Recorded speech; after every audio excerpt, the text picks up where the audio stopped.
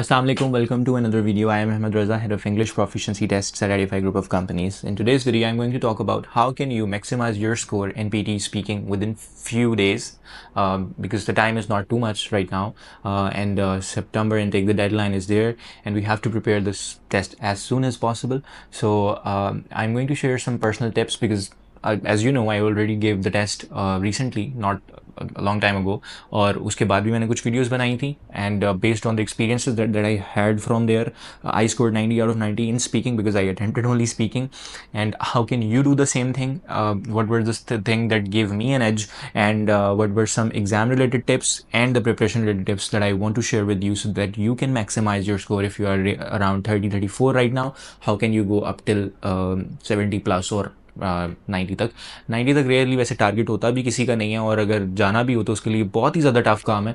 लेकिन आम normal students के लिए we are because instructors and this is our job and we do it day and night, and that is why it's like easier for us. But for someone who is just recently graduated या FSC से करके निकला है, 90 तो थोड़ा सा unrealistic हो जाता है. लेकिन फिर भी अगर आप लेट से इम्प्रूव करना चाहते हो तो सिग्निफिकेंट इम्प्रूव, अगर 30 मार्क्स का भी इम्प्रूव आ जाता है, आप 30 से 60 पर भी चले जाते हो, तो आपके केस के अंदर वो बहुत ज़्यादा वैल्यूएबल हो सकता है. क्योंकि नॉर्मली जो बैचलर्स के लिए हमें चाहिए होती है रिक्वायरमेंट, वो 59 के तक पास ईच में होती है, और अगर हम मास्टर्स की बात करें तो वो 65-66 नंबर आपको चाहिए होते हैं. तो अगर आप वो एक जंप 30-40 मार्क्स का भी ले लेते हो तो आपके लिए तो वो बहुत ज़बरदस्त है. सबसे पहले अब हम बात कर लेते हैं कि जो प्रिपरेशन रिलेटेड टिप्स हैं और फिर एग्जाम रिलेटेड टिप्स हैं उसकी बात कर लेते हैं. लेट्स से कि आपके पास जो टारगेट है वो 2 वीक्स का है, उसके अंदर आपने ये जो है ना अपनी इंप्रूवमेंट, सारी ओवरऑल इंप्रूवमेंट लेकर आनी है. Preparation related tips. So first of all, the heavy lifting would be of the read aloud and repeat sentence. The first two questions, you will put so much attention on these questions that you have to become good at it. Every question that you are attempted, you must score above 70 in that. Anything less than 70 is a failure, and you have to improve it. You have to work really hard for that. इन दो questions में हम question numbers के ऊपर compromise नहीं कर सकते. हमें इनमें मैक्सिमम नंबर चाहिए क्योंकि इनका कंट्रीब्यूशन बहुत सॉलिड है. इन्होंने स्पीकिंग और रीडिंग में कंट्रीब्यूट करना है, रीड अलाउड ने, रिपीट सेंटेंस ने स्पीकिंग और लिसनिंग में कंट्रीब्यूट करना है. We can not skip this question, so we have to be really good at it. How can you become good at it?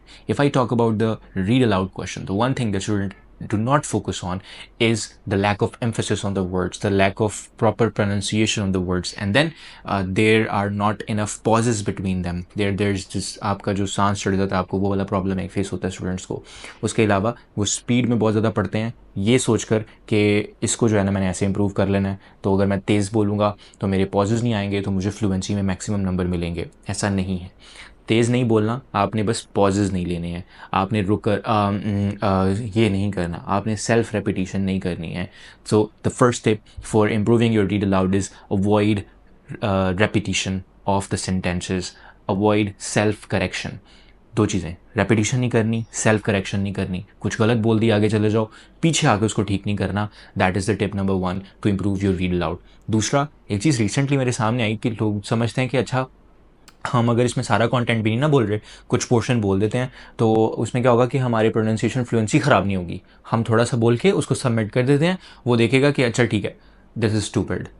You are getting marks on the basis of the content first. I have told this many times to the students that content is the beginning thing. It's like the base, is the foundation. उसकी base के ऊपर fluency और pronunciation के marks लग रहे हैं. थोड़ा सा दिमाग से सोचो, लॉजिकली सोचो कि उन्होंने जो आपने बोला है उसकी प्रोनाउंसिएशन और फ्लुएंसी के ऊपर नंबर देने हैं. अगर आपने बोला ही कम है और पूरा कंटेंट ही कवर नहीं किया, how can you get marks in your fluency and pronunciation? You can't maximise that. So don't go for a jugaad thing, go for a preparation right now.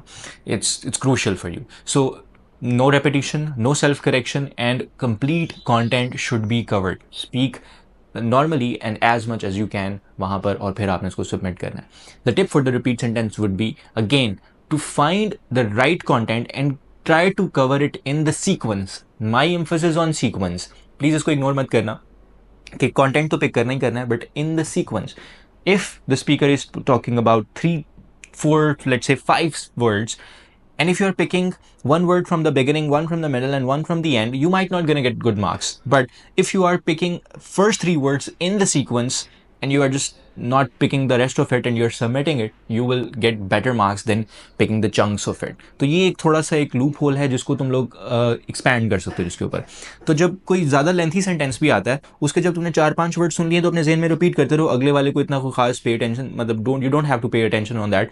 बस उन 3-4 वर्ड्स को सुनकर उनको अपने जहन में रिपीट करते रहो और उसके बाद आप उसको एज इट इज़ बोलने की कोशिश करो इन अ सीक्वेंस. ऐसा सीक्वेंस होना चाहिए कि उसमें ऑफ, इन, एट ऐसी प्रपोजिशंस और ऐसे कह लो कि आर्टिकल्स, कनेक्टिंग वर्ड्स कुछ भी उसमें मिस ना हो. तो फिर जो है वो आपके नंबर रिपीट सेंटेंस के अंदर मैक्सिमाइज हो सकते हैं. तो रीड अलाउड, रिपीट सेंटेंस इतनी प्रैक्टिस करनी है कि हर क्वेश्चन जो तुम प्रैक्टिस कर रहे हो उसके अंदर 70 क्रॉस कर रहे हो. और ये स्ट्रैटेजी अगर आप यूज़ करोगे जो मैंने अभी रीड अलाउड इसके लिए बताई है, तो you will definitely go beyond that. और तब आपने समझना है कि you are good in this question. If you are lagging behind, if you are just little less in that, practise it. Then comes the describe image and the retell lecture, the two questions which will be cross-checked by the real examiner, the human examiner. I'm not, why would I say real examiner, I don't know, but the human examiner. और दूसरा जो है वो AI check करेगा. अब AI ने पहले check कर देना है. अगर AI उसको फ्लैग करेगा तो ह्यूमन एग्जामिनर उसको चेक करेगा, और वो जब चेक करेगा तो फिर उसमें से ऑब्वियसली नंबर डिडक्ट होंगे क्योंकि उसने फ्लैग किया है. फ्लैग कब होगा? जब आप एक ही चीज़ को बार बार रिपीट कर रहे हो. Again, in speaking, the repetition is the major drawback. So first of all, while you are at the describe image question type and the retell question type, इन questions के अंदर कंटेंट की वर्थ है लेकिन in a different वे.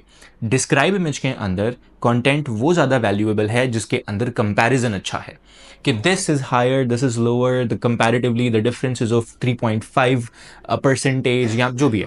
मतलब you are talking about the percentages, you are talking about the numerical values, you are comparing 3, 4, 5, 6 different quantities, and the more comparison, the more solid comparison there is, the better are the chances for you to score higher. So the strategy of the describe image in the speaking question is based on its content, right?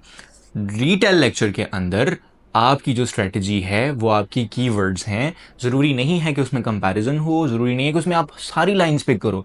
उसमें आपने maximum number of words वो pick करने हैं जो वो बोल रहा है लेक्चर के अंदर. उसको आपने वर्ड की फॉर्म में लिख लेना है कि 1 2 3 4 5 6 7 8 9 10. उन वर्ड्स को कंबाइन करके आपने उसको सेंटेंसेस में कन्वर्ट करना होता है. तो दोनों को करने का जो तरीक़ेकार है वो मुख्तलिफ है. तो इस चीज़ के ऊपर फोकस करना है. इन दोनों क्वेश्चन में अगर मैं बात करूं तो मुझे लगता है कि डिस्क्राइब में जो है वो जल्दी फिक्स हो जाता है क्योंकि इंट्रो देना है, कंपैरिजन करना है, कंक्लूजन करना है, that's it. Anyone can become really good at it. The challenge that students face and which separates this an average student from the good student is the retell lecture question, because in retell it's very hard to pick the keywords, note them down, and convert those words into sentences and speak without any pause or extra pauses or extra hedging. That is the major challenge that a lot of students face. So after read aloud, repeat sentence, the other major focusing area would be retell lecture. Describe image को थोड़ा सा and पे करना. तो retail lecture जो है उसके ऊपर फोकस करना है आपने. उसकी लेंथ ज़्यादा नहीं होनी चाहिए, कम नहीं होनी चाहिए, कंटेंट अच्छा होना चाहिए, कंटेंट में कीवर्ड्स अच्छे यूज़ होने चाहिए, उनका आपस में सीक्वेंस होना चाहिए. ये सारी वो काम है जो आपने करने हैं. टेम्पलेट आई थिंक सिर्फ सीक्वेंस बताता है. टेम्पलेट सिर्फ ये बताता है कि पहले ये बोल लो, फिर ये बोल लो, फिर ये बोल लो, फिर ये बोल लो, लेकिन उसके अंदर बोलना क्या है वो आपने उसी वक्त खुद डिसाइड करना होता है. सो टेम्पलेट आपको यहाँ तक हेल्प करेगा. अगर आपको ये लग रहा है कि जी मैंने टेम्पलेट खोल के पी लिया है तो मेरा रीटेल लेक्चर जो है वो बिल्कुल फिट होगा, ऐसा नहीं है. अगर आप हमारे पोर्टल से कभी टेस्ट देकर देखो, अगर आपने नहीं परचेज़ किया हुआ और आप फ्री ऑफ कॉस्ट एक मॉक टेस्ट दे सकते हो उसके ऊपर, अगर आप जाकर वो टेस्ट करके देखो इसको ना, तो आपको आइडिया ही होगा कि इसमें आपको एक्चुअली कम कंटेंट यूज़ करने पे या रिपीटेड कंटेंट यूज़ करने पे कोई नंबर नहीं मिल रहे. And there are certain apps जहाँ पर मिल जाते हैं, वो फ्लुएंसी और प्रोनाउंसिएशन की बेस पे मार्क्स दे देते हैं, बट वो एक गलत प्रेसिडेंट सेट कर देते हैं क्योंकि फिर स्टूडेंट को लगता है कि शायद यही मेरा रियल एग्जाम में भी चलेगा, जो कि नहीं चलता. तो ये चीज़ है. तो लास्ट में आपने अपना जो डिस्क्राइब इमेज का क्वेश्चन है उसके ऊपर फोकस करना है. तो first read aloud, repeat sentence, then retell lecture, and then you will focus on your describe image question type. And in all these question types in speaking, the baseline are the two things. Number one, while you are speaking, try to cover the good content. Number two, while you're speaking, do not take extra pauses. बस ये एक baseline है, ये एक वो कह लो कि secret है, जो कि सीक्रेट भी नहीं है, फिर भी लोगों से नहीं हो पाता. स्टूडेंट्स स्ट्रगल करते हैं इसमें बुरी बात भी नहीं है. मतलब you have to practise it, आप वक्त के साथ साथ इंप्रूव करते हो. तो ये दो चीज़ें हैं, ये वो बेसलाइन है जिसको आपने इंप्रूव करना है, जिससे आप सिग्निफिकेंटली उठ कर जा सकते हो from 30 to 60, 65, 70 or above. अब प्रैक्टिस जितना ज़्यादा आप इसको कर सकते हो वो करो, क्योंकि ये वो मॉड्यूल है जिसमें ज़्यादा क्वेश्चन टाइप आपने अपने नज़रों से गो थ्रू करने होते हैं, आपने अपने सिस्टम में से गुजारने होते हैं। लेकिन एक चीज़ जो मैं आपको एडवाइस देना चाहूँगा, जो कि एक ब्रदरली एडवाइस है, वो ये है कि आपकी तैयारी का जो मेयार जो सही सेट होता है ना, और जो सही आपको वैल्यूएट करता है, वो आपका कंप्लीट टेस्ट आपको वैल्यूएट करता है। अगर आप मिसाल के तौर पे सेक्शन टेस्ट कर रहे हो या क्वेश्चन टेस्ट कर रहे हो और उसमें 70 आ रहे हैं, आपको ये नहीं लगना चाहिए कि आपकी तैयारी है। जब आपने मॉक टेस्ट दिया है उसके अंदर अगर आपके 70 मार्क्स आ रहे हैं, तब आपकी तैयारी है, या आपके 60-65 जो भी आपका टारगेट है, अगर आप उससे ऊपर जा रहे हो, तो that is when you are ready for the test. This is the thing that you need to keep on your mind. If you want to know more about any of the tests, whether it's IELTS, PT, Language or Oxford or any other, you are more than welcome to reach out. I hope this was helpful. If you want any further help, comment down below and we will be more than happy to help you in that. Thank you so much for watching the video. I'll see you in the next one. Allah Hafiz.